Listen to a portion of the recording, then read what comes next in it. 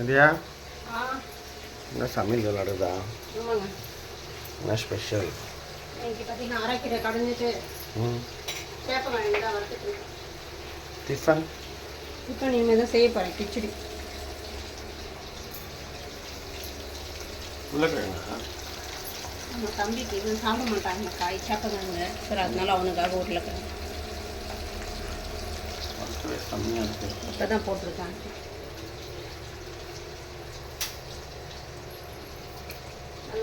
கருப்பு கம்பி கஞ்சி. இது நான் இப்போ கடைய போகிறேன். சட்டி ஒன்று வாங்கணும்ல? உடஞ்சி வாங்கணும். போயிட்டீங்க.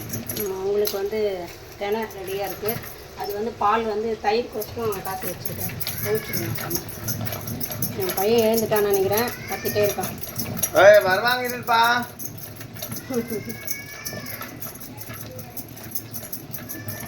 ஓகே, கொஞ்ச நேரம் கேட்போம். ஒரு 7 மணி ஆச்சு.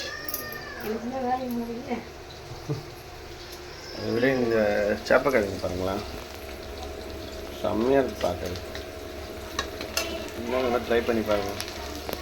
இது உருளைக்கிழங்கு என் பையனுக்காகவே இருந்தது. ஃபுல்லாகவே எண்ணெயிலேயே பாயில் ஆகுது. இது நம்மளுக்கு செட் ஆகாது, அவருக்கு தான் செட் ஆகும். அவர் ஒல்லியாக இருக்கார்.